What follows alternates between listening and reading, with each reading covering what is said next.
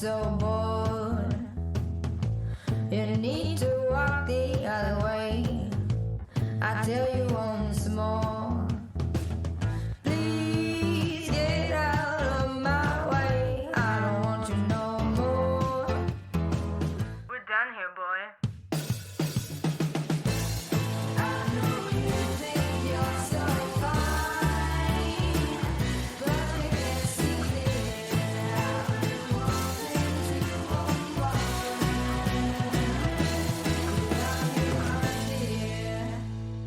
Hello and welcome to Women Leading in Cannabis. I'm your host, Kyra Reed. Thank you for joining us. Our guest is Ann Marie Sorrell, President and CEO of the Mosaic Group, an award-winning advertising, marketing, and government relations firm, and the founder of Cannabisiac, an education platform for cannabis professionals. Hello, Ann Marie. Welcome to Women Leading in Cannabis. Thank you, Kyra, and happy to be here. Thanks so much for inviting me. Ann Marie was elected by Palm Beach County voters in November 2020 to serve as supervisor for Palm Beach Soil and Water Conservation District, Seat 2. Ann Marie launched 3 empowerment initiatives: Black Girl Magic Global, Black Business Loop, and the National Black Economic Conference held annually. She serves on several community boards, including the Chamber of the Palm Beaches, Planned Parenthood of South, East, and North Florida, and is the president of Girls to Women. She is a charter member of the South Florida Business Journal Leadership Trust and a member of Leadership Palm Beach County, Leadership Florida, Economic Forum, U.S. Global Leadership Coalition's Florida Advisory Committee, NABWIC, the Florida Brownfields Association Environmental Justice and Health Committee. Ann Marie has served as an adjunct professor at Palm Beach State College, teaching entrepreneurship, small business management, and human relations. Ann Marie is also the author of Chronicles of a Serial Dater, a journey through the good, bad, funny, and steamy of dating and relationships. Ann Marie, you are seriously an accomplished woman. How do you even have time to sit down with me? I'm really looking forward to introducing my audience to you. I ask myself the same question, Kyra, where do I get time? But I just make it happen, right? I just figure it out and I make it happen. You're amazing. Well, let's start at the beginning with your cannabis story. So how did you find yourself in the industry, especially when you already had community activist, author, entrepreneur, model, and community leader on your resume? Why take on cannabis? Well, it's interesting. It's an interesting story, actually. So I am Jamaican. I was born in Jamaica, migrated to the U.S. when I was 3 years old. And I'd always get the question, like, do you smoke weed? And I was like, no. And they're like, how are you Jamaican and you don't smoke weed? And I'm like, because I just don't, right? And I realized, like, I would get that question. I'm like, well, I actually know nothing about cannabis. I know nothing about the plant. And so about 4 or 5 years ago, when Florida was looking to legalize medical marijuana, and the issue, became a ballot issue for the voters. And I've been in politics for many years. So it grabbed my interest because I was like, okay, what does this mean? What does it mean for Floridians? What does it mean for economic development? And in particularly, what does it mean for communities of color? And so once I started doing some research and really trying to understand what was taking place in this industry, why was it illegal to begin with? That's when I really, really got intrigued. And then when I started actually looking at the advocacy and the social justice issues behind it, which I've always been, as you can see, a community person.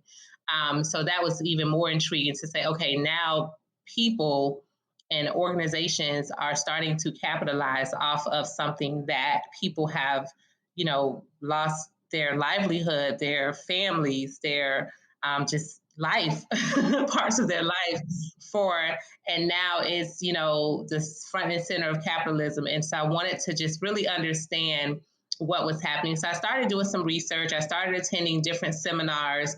I started looking at the ballot issue for Florida. And then, like I said, it really caught my attention. And once I started looking at it from more of a plant medicine, as I personally had an injury, I knew that I didn't want to get on painkillers or anything like that. So I also said, well, let me also try to see how does this impact me from a plant medicine. But that was a couple of years after I had started attending different functions and even getting product samples for like salve and things like that to use as ointment. And I was like, oh, this stuff is amazing. And I just really fell in love with, everything about, the plant medicine and the fight for justice and the economic opportunity. And the more research I started doing, the more seminars I started attending, the more friends I started making in the industry, I realized that there were so many people like me who had no clue other than what we had been fed by media, or if we were a part of DARE growing up. Oh gosh. Wow, that's some brainwashing right there, right? Yeah, totally. And the commercials and really realizing that people till this day, there's so many people who really just don't understand the plant medicine and how it impacts people. They're just looking at it from a very negative perspective. And I decided that I wanted to add cannabis to the work that I do. And so initially I said, well, how do I do this from a place how do I start from where I am? I'm not, a farmer. I don't know how to grow anything. I killed a bamboo plant in my house. I was like, okay, how did this die? It lasted for like 2 years and it died. So I was like, well, clearly I'm not going to be cultivating or growing anything. So let me figure out, how do I start with where I am? And so that's what I did. I did the research. I've been in advertising and marketing for over 16 years. I've been an educator for over 7 years. And I have worked with incubators and I've coached other businesses. I've just, really helped entrepreneurs in whatever their respective businesses are. So I said, well, let me see if there's an opportunity for me to carry the experience, the knowledge that I have from a business and entrepreneurial standpoint into the cannabis industry by first, starting to educate myself about the industry, but then how do I transfer my current skill sets and apply it to the industry and help other businesses do the same. And so that is how Cannabisiac came about. And then as far as the personal usage goes, after I suffered that injury, I started using CBD, both as a topical as well as ingesting it. And I tell you, it's been one of the best things that has helped me these past 2 years with pain and sleep and, just relaxing. And so for me, that's just a testimony. And I haven't taken Advil, but probably once in 2 years. So. Wow. Okay, so you come from a background of education, philanthropy, entrepreneurship, and traditionally these are a little more conservative industries, right? There's the idea of kind of taking all of that history and then saying, I'm going to go be in cannabis. Were you worried that it was going to have an impact on all of those other things that you were doing, that it would not be well received? No, because Kyra, I'm that type of person where if an idea comes to my head, I am like, okay, is it feasible? Does it work? Can it have legs? Let me do some research. And then I just go for it. I feel like if I stop and think about what other people are going to believe, it's kind of like, and I learned that actually from writing my book. Because when I first started writing my book, which it took me 6 years to actually publish it. And one of the reasons was because I was really like, oh my God, what are people going to think about me writing this book about serial dating and all of my dating and relationship situations and escapades or whatever you want to call them. You just really put it out there. And I put it out there, but it took me some time, and I had to come to the place where I was like, you know what? People are going to think what they want to think either way. And this book may actually help somebody. It may actually help a young girl or a parent, or a woman who is dealing with a similar scenario. And so I decided to do it. And it was one of the best decisions I had ever made. So I learned from that experience that, you know what, if you have an idea, if you have something in your belly that you want to really get out to the world because it's really that fire in your belly and it's burning and it's tugging at you, just go ahead and go for it and do it. And whatever the consequences may be, you just got to deal with it, But I find that when I've taken those steps, it's actually been impactful for me as well as so many other people. And we're experiencing that now with Cannabiziac. And that is such great advice for any women who are listening who may be on the fence. It's a really legitimate consideration for a lot of women who, like yourself, have been really touched by the plant, whether it was through injury or illness or someone in their family. But there are a lot of considerations about jumping into the industry. So thank you for that advice. I think that that's really good for a lot of women to hear. All right, so let's talk about Cannabiziac. So you get into cannabis, you've got an education background. What did you see was missing in cannabis education that you built Cannabiziac to meet the need of? Yeah, so there's definitely education opportunities out there in different states, particularly, California and several other places. But what I found was that either it's not known or it's not accessible or it's not affordable or it's intimidating for people. Or, people, when they think about school, it's like, oh my God, I got to go back and get another degree, or I have to go study something. And so I wanted to find a way to make cannabis interesting and fun and a part of a business networking cycle, if so to speak, for lack of a better words, right? And so I thought that if I was able to create a space that felt like an ecosystem where you could come and get everything you needed in one place, not just the education, but the networking, the mentoring, the news, and staying up to date on what's happening in the industry. Because a lot of times in education, I've been in the institutional education where no knock against other professors, but professors who may not be working professors, where they're not out actually doing another business or their core business. A lot of times they just teach textbooks. So it's not real life. And so I felt that through Cannabiziac, we can bring real life, real time experience to our participants in a space that they feel safe, they feel protected, they feel that they're with like-minded people, and it's accessible, it's affordable, it's diverse, it's inclusive, and that's the culture that we're creating at Cannabiziac. What is your long-term vision for the impact that your students who graduate and Cannabiziac as a whole is going to make on the cannabis industry? Oh man. So my long-term vision, so I believe personally in my heart of hearts that Cannabiziac and just the cannabis industry as a whole is a great equalizer. And what I mean by that is I do a lot of work in economic development.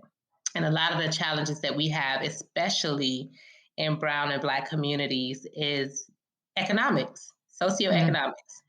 And I believe that if we can look at an industry and help communities who are struggling to find opportunities as technology is changing, jobs are being, you know, devastated. And technology is great, don't get me wrong, but when you have automation of everything, people are put out of work. So what do those people do? What do they turn to?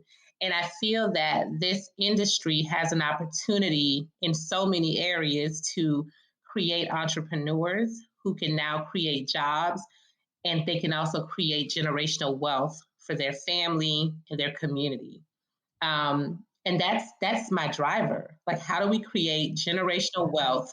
How do we create new jobs, new opportunities in an exciting way that spans everything from technology to agriculture to the environment to retail? I mean, there's so many aspects, right? And so there's no just one thing. You don't just have to come learn how to code. No knock against technology, right? You don't have to just come learn how to code. There's so many aspects of this business, transportation. So each person can start with whatever skill sets they have. They can learn, build on them, and grow in this industry, but they just need a place to go learn it. And so Cannabisiac is that place where you come and you learn and you grow. So my vision is that we're creating so many entrepreneurs around the world who can now go back to their communities, create jobs, because it's one thing to have a business, but until you become an employer, that's when you're making true impact, when you're employing other people and putting food on tables. And then now those people can turn around and be great contributors of their community. And now you can contribute to philanthropy. You can contribute to all the other pieces, the social justice pieces that can make a difference, right? So I think it's just one big circle that I think this ecosystem will create. And I'm just happy to be a part of it and build something special with Cannabiziac. You don't need a college degree as a prerequisite to sign up. And it's something that if you are new to cannabis and maybe you don't have a college degree, maybe you never really thought of yourself as an entrepreneur before, Cannabisiac is a place that you can go to where the learning is accessible and you'll get the skills that you need to leave an entrepreneur. Is that right? Absolutely. Absolutely. And we have so many ways for you to start that learning. And that learning can start for an event, a webinar for $10. We spend $10 on one meal at a fast food joint, right? So you can kickstart your journey with literally just attending a webinar, or you can become a member and get access to information, people, other events, discounts on other learnings. We have on-demand courses that start as little as $25 and up. Now, I'm not saying they're all that low. Some go up into the thousands, right? But it depends on what it is. But at least you have a place to start. And then our incubator, you're getting 6 months of training per level. For if you're a member, $799, it's $799. Or if you're a non-member, for $999, $1,000. Most people just got a stimulus check for $1,200. So if you sign up for $1,000, you still got $300 left. And an education that could completely change your life. Exactly. That's $1,200 ever spent. Best $1,200 spent. And you're literally kickstarting a career or who knows, you could be the next Jeff Bezos of cannabis with that $1,000 investment. And how amazing would that be if it was a woman of color that was the next Jeff Bezos? What? So amazing. It shouldn't be amazing. It should just be expected. Exactly. Exactly.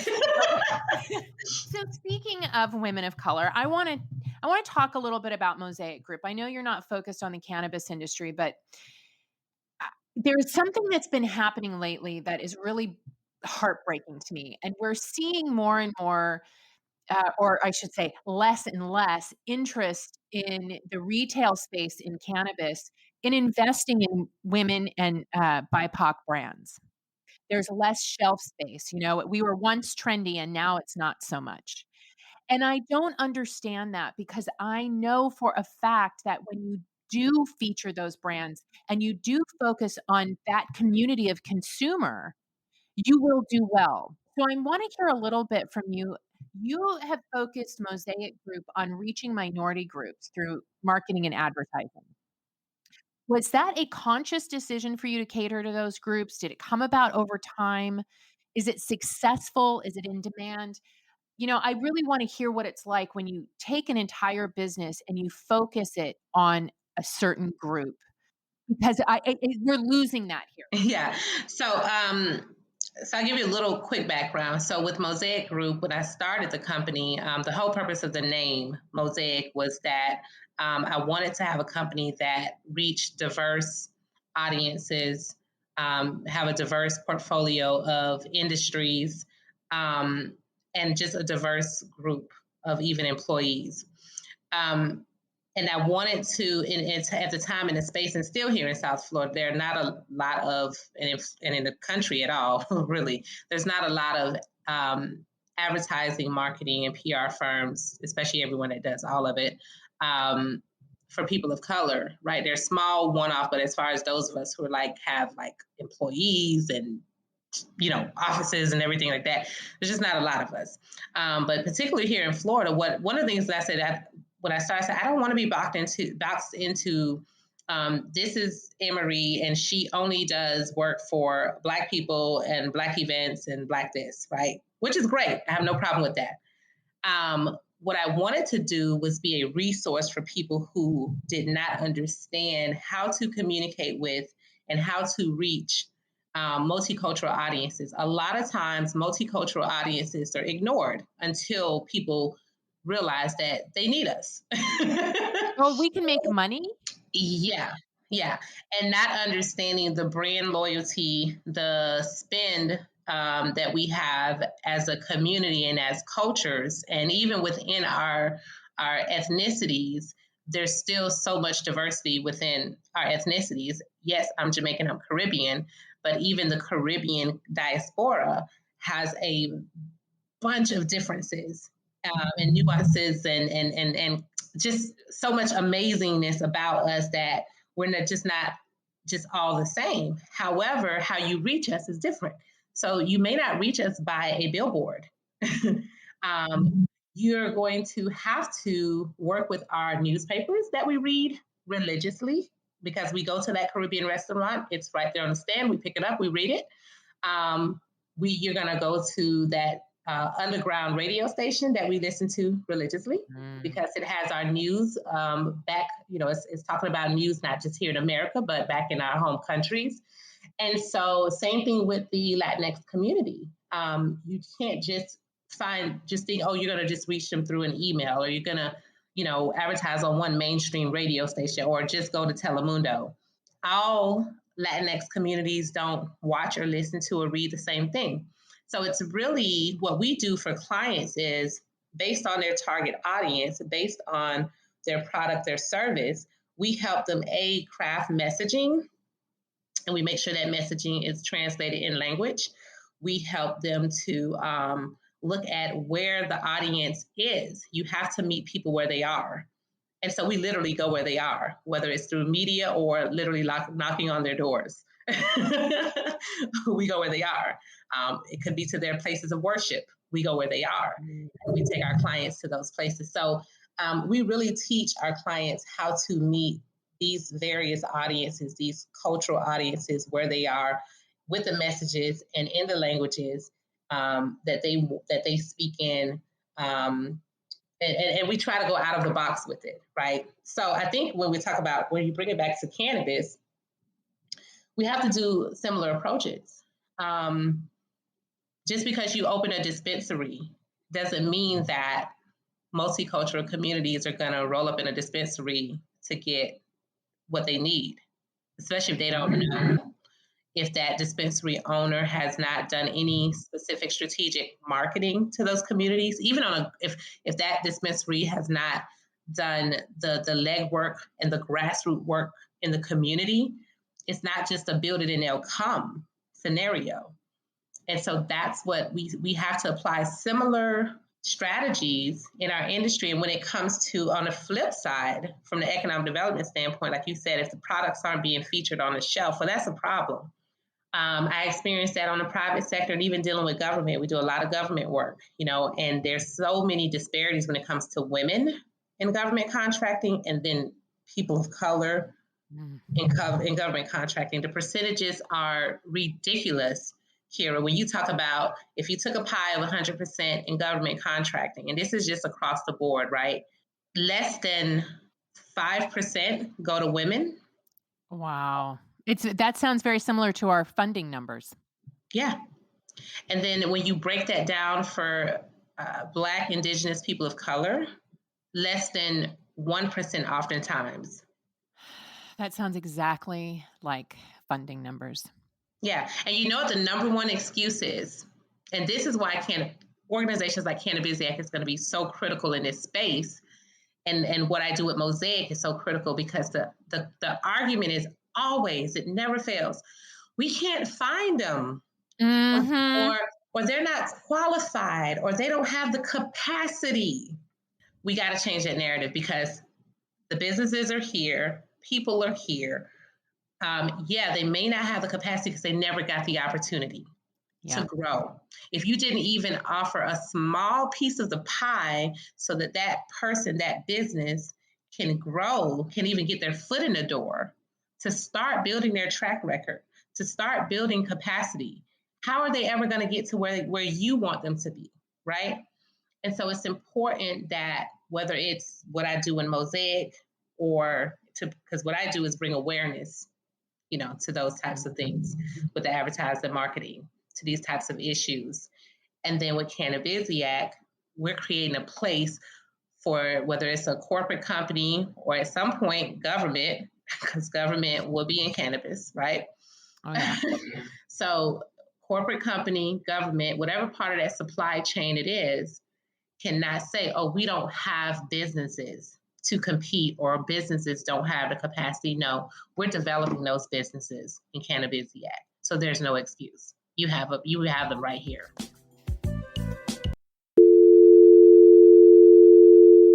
This is the sound that cannabis companies hear when they try to place an ad on Facebook, Twitter, or Google. The tech overlords' arbitrary discrimination against our industry is unfair, but until they change their restraint of trade policies, we need an alternative way to share our message with our customers. Cannabis podcasts are one of the last advertising platforms not controlled by the tech monopolies. And for as low as $9.99 a week, cannabis companies have the freedom to play their uncensored commercials to customers around the world. Don't let the tech bosses dictate how you run your business.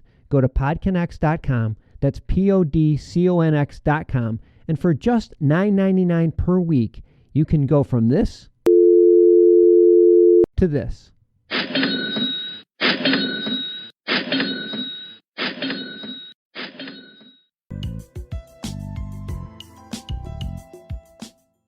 love that. You just gave me chills, Ann Marie.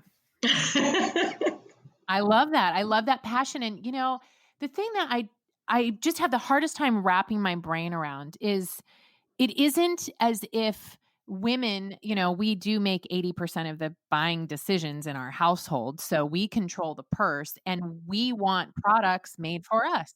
And same with people of color. So it's not like there are only 5 of us in a community and we have no buying power whatsoever. And you'll never see that's just so ridiculous. There's a massive, massive audience out there. Absolutely. Okay. I want to know about your leadership because you are an executive in 2 or 3 companies right now. And I will honestly to say that one is enough for me. So I don't know how you manage so much. But what insights can you share about how you get so much done and how you manage to lead big teams so effectively? Because you've got a huge team at Cannabiziac, and I imagine in order to fulfill the responsibilities you've taken on at Mosaic, you also need a large team. Yes. So I've always tried to work with a collaborative mindset, and that is so critical. And you have leaders who, and I think it all depends on your background when it comes to leadership.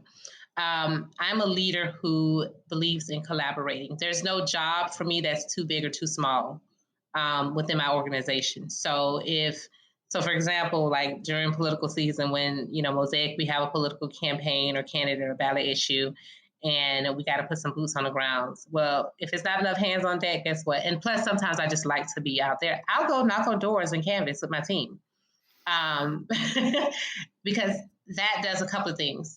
It lets me understand, it keeps me grounded to understand what they're dealing with. So I don't have to do an undercover boss, right? I understand it. If it's hot and it's days and it's long, I get it. And I'm like, okay, let me reward them because I understand what that is, what it feels like. I also try to empower my team. I'm a realist. Kyra, I don't believe that, and especially in this where we don't have generations of people who come and work for anybody for 20, 30 years anymore. Right. That's just not the reality. People are going to come. The lifespan of an employee is probably about 5 years. And I'm just being realistic. It's probably about 5 years. It's true. And so when you know that, then you can do one or two things as a leader. You can try to coddle them and just keep them very limited and just let them know only what they need to know and don't give them room to grow because you're so afraid that they're going to leave or they're going to take your information and go. Or you can empower them. You can make them feel like they're part of something.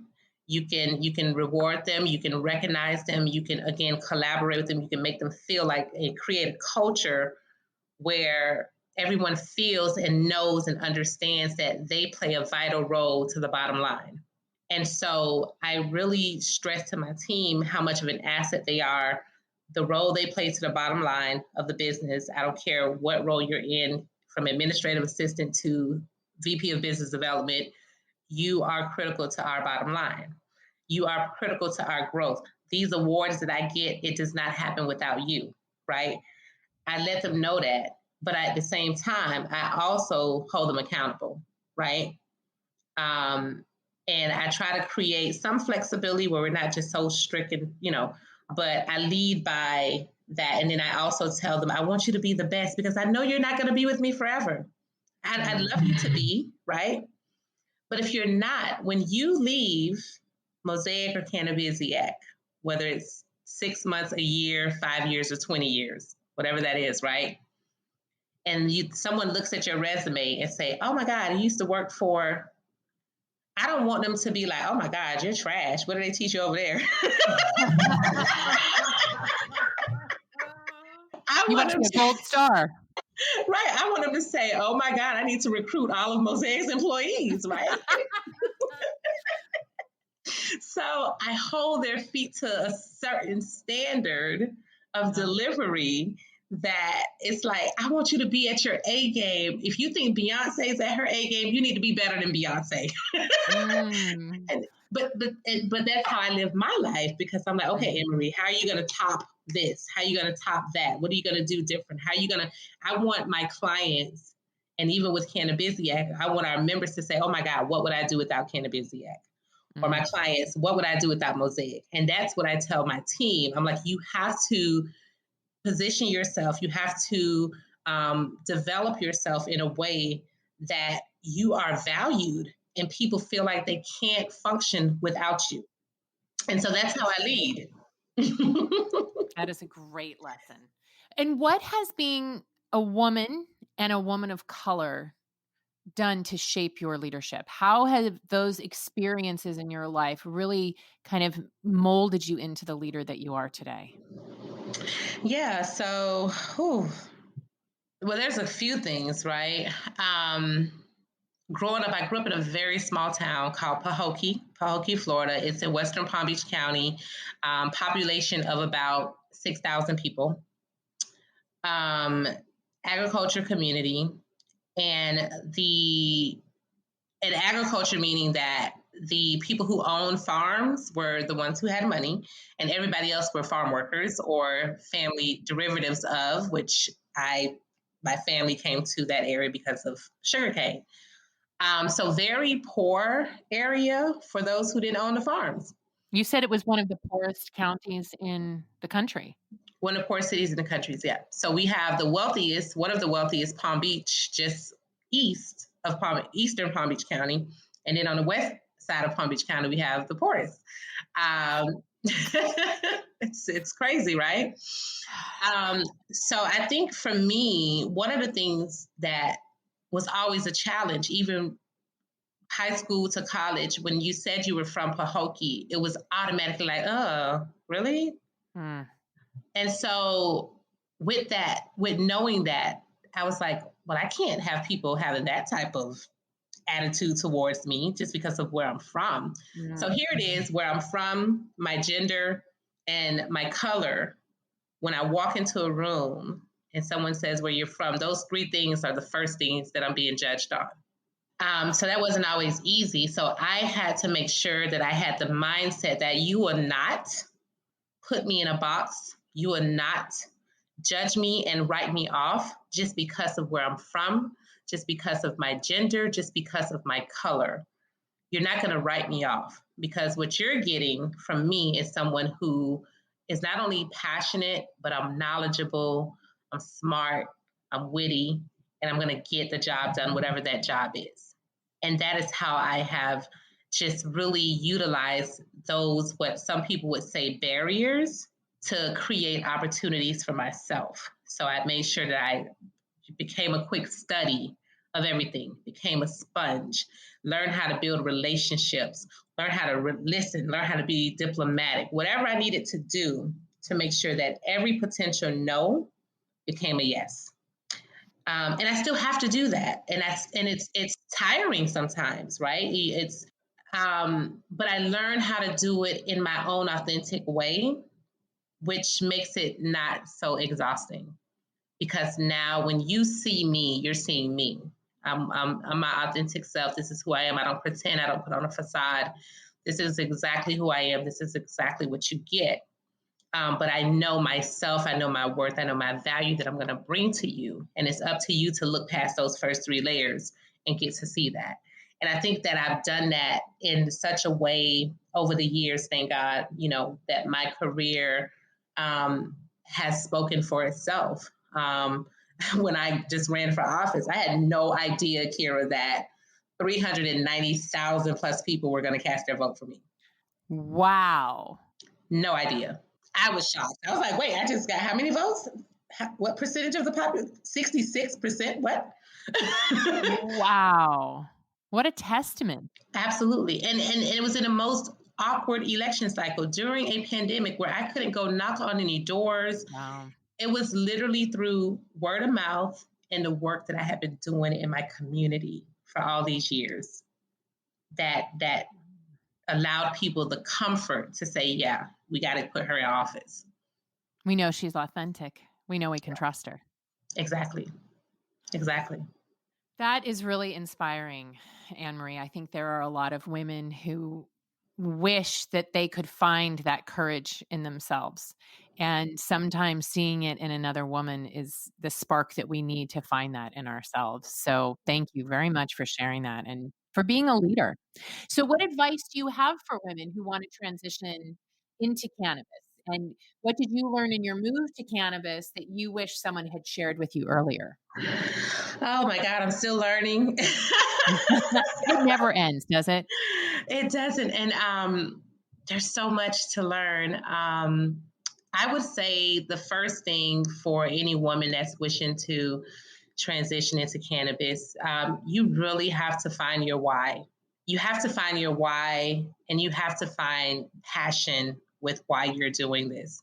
If you're looking at it as, oh my God, this is a $43 billion global industry and I need to make $1 billion of it myself, then you're going to lose. Mm-hmm. You have to have something that, whether it's a personal testimony or whether it's an impact that you want to make, but you need to have a why and a passion for it, because it's not easy. So that's the first thing. Understand your why. The second thing is really cultivate relationships. Do your research, do your due diligence before you dive in. Start to see who is in the industry, who's willing to help advise and show you the ropes. I have a few amazing business partners. Cheryl Murray Powell to be one.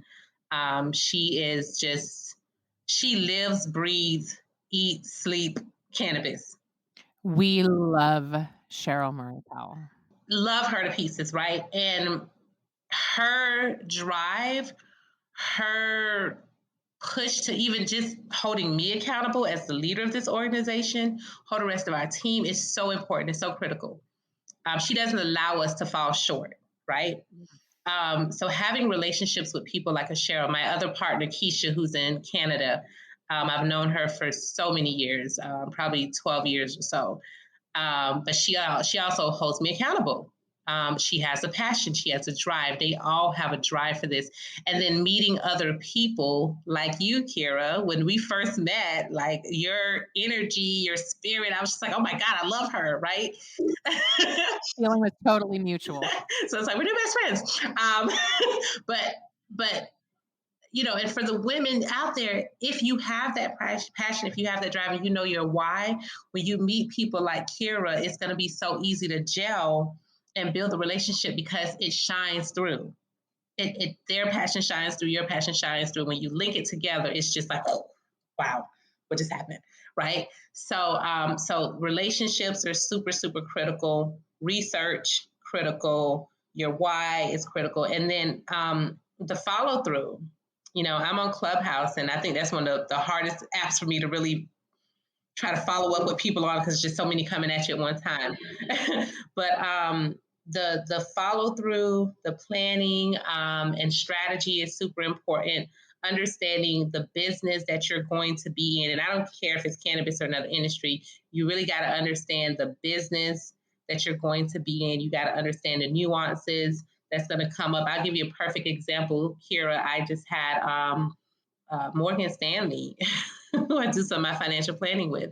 When they saw my involvement in cannabis, they called me and was like, hey, we're going to need to talk about this because we don't support cannabis businesses. We don't support clients with cannabis businesses.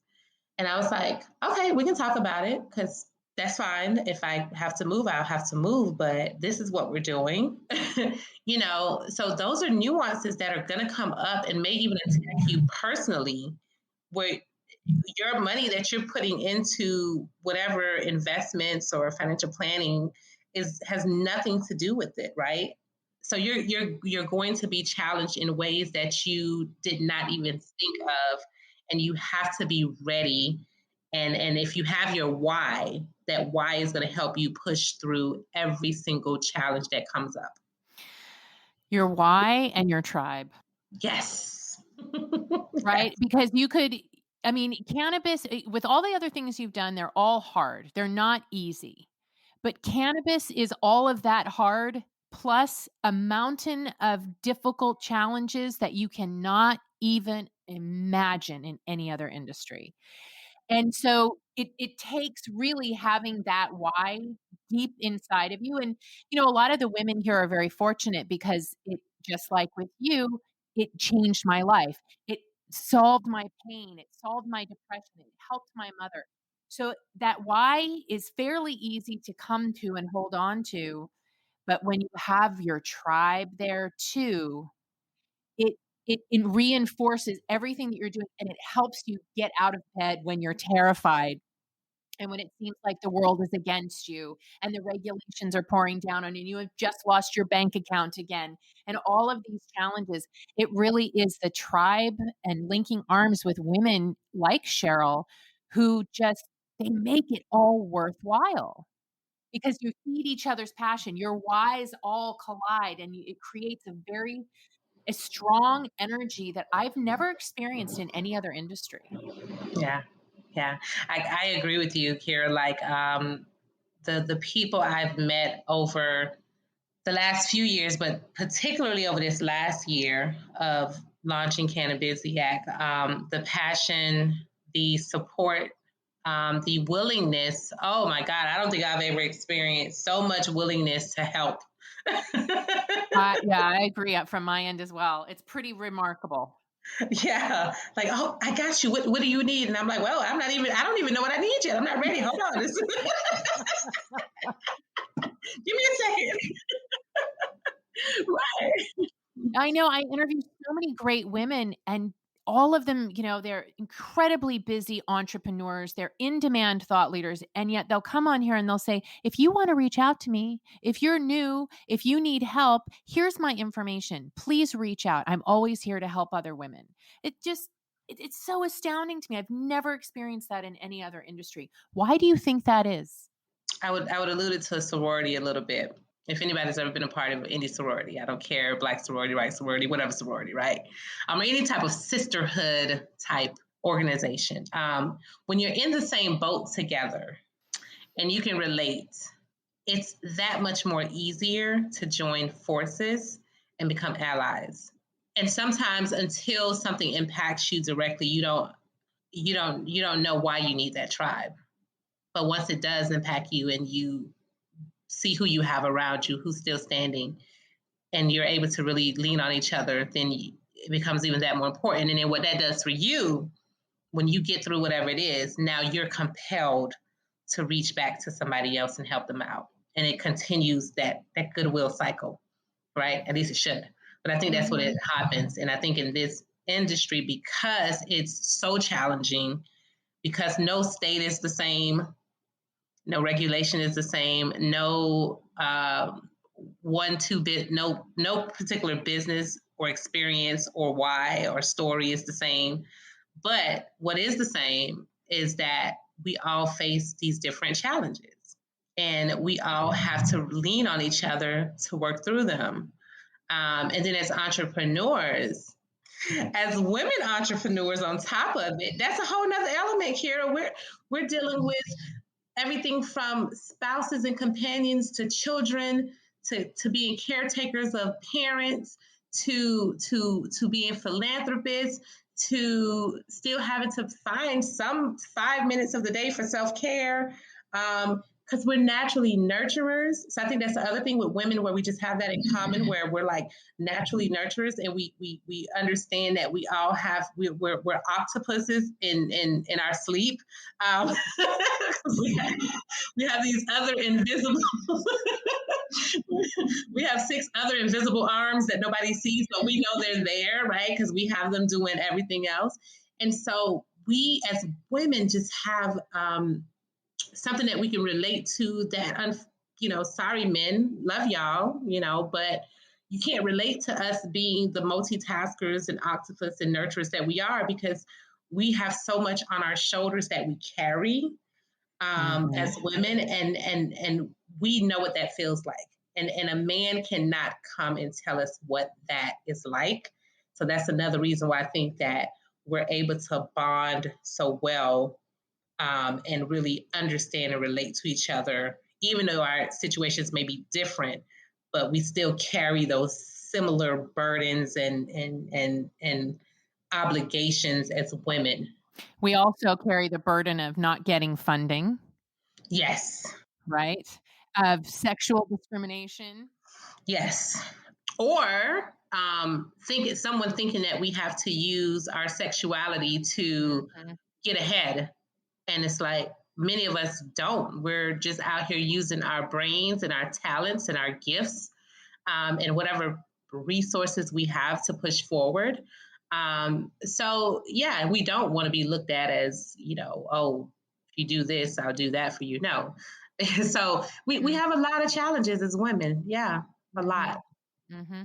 I'm so grateful that so many women who are drawn to the industry have such huge hearts and really, really are committed to the advancement of women in the industry. It isn't just one or two. It is a lot of women out here who are creating this sisterhood. And I'm so glad that I know you now and that you are part of my tribe and my sisterhood, and I can't wait to meet you in person. You've become a COVID friend.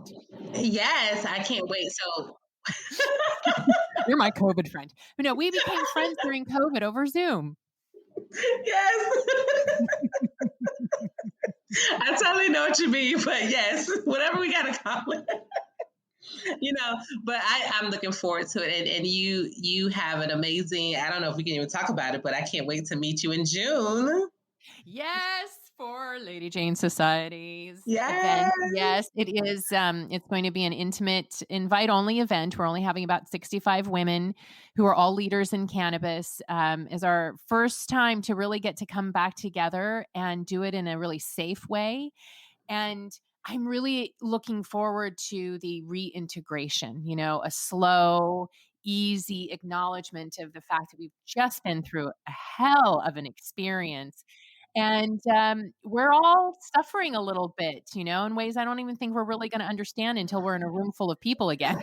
Yeah. I'm so looking forward to it. It's and I'm sure it's as many women, especially as we just kind of matriculate through our respective careers in life, sometimes we get detached from our tribes, like most of my friends are college friends and they're all over the place. And I have a couple of friends that are still here locally, but not that many. So during the pandemic, I just really have not connected with them in person, and some in 2-3 years now. And so it's like when we do get together, oh my God, I don't think if you recorded the conversations of women, I'm sure there's probably like hours and hours and hours and hours and hours and hours. I know my former guest, she can't attend because she is going to Pride in San Francisco that same weekend.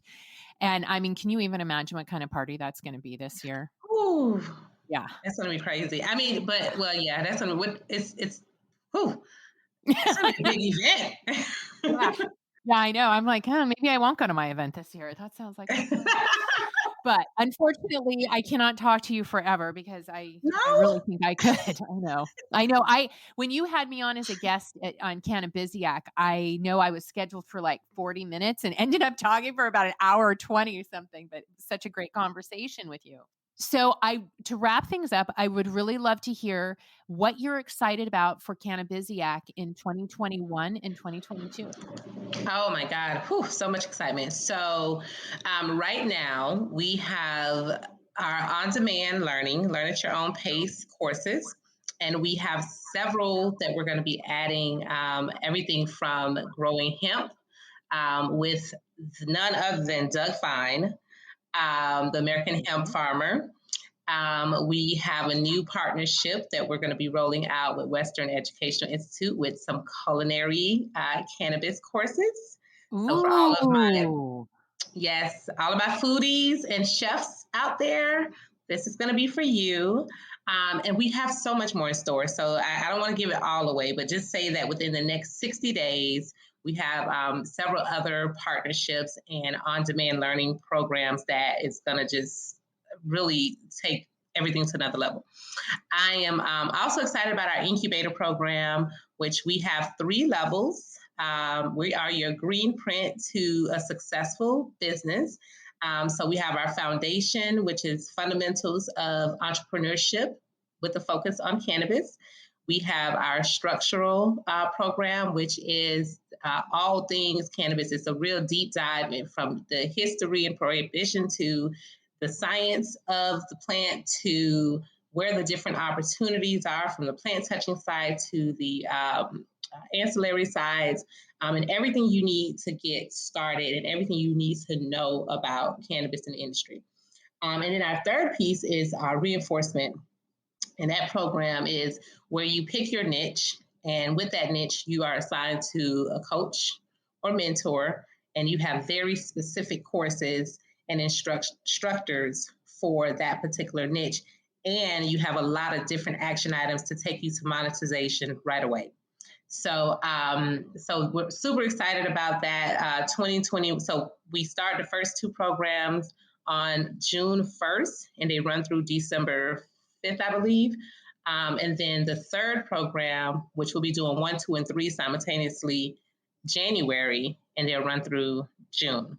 So you can take all 3 at the same time, starting in January, or you can start with the first 2 in June. And again, for non-members, it's just $9.99 per program. So if you do both programs, we'll also offer you 20% off if you want to do both programs at the same time because they're on different days. And we have evening and weekend options for you as well. So I'm super excited because we only have, for each program, we only have 25 slots per cohort. So 25 for the foundation program and 25 for the structure.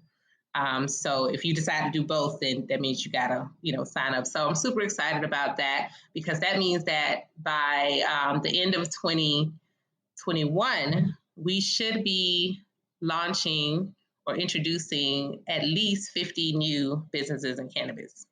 That is so impressive. Yeah, I'm excited.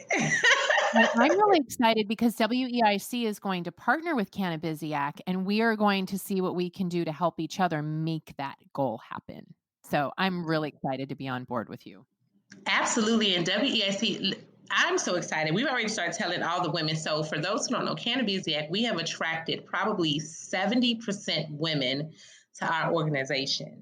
And so we had no plans to try to reinvent the wheel and create a a committee or entity within an organization for women. And so with Kyra, we will be, having all of our members join you, Kyra, and all of the great work that you're doing. So I'm excited about our collaboration, our partnership, and you and your team just really being that support system to empower the women that are a part of Cannabiziac, including myself. So I'm excited about it. Awesome. We are as well. We're looking forward to it. Well, Ann Marie, thank you so much for joining us. Oh, before we go, where can women learn more? Now that you've told us all about this incredible program that you've got going, how do women find out more if they want to get involved?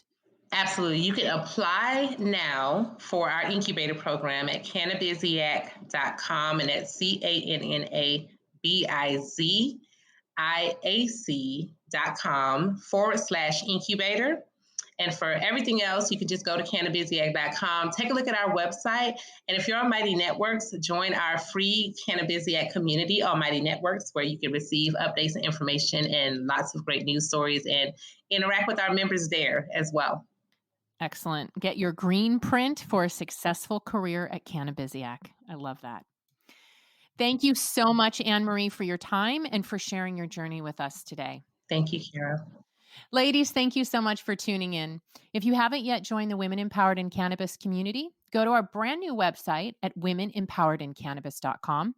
There you'll find lots of information on our new membership offerings for women working in cannabis.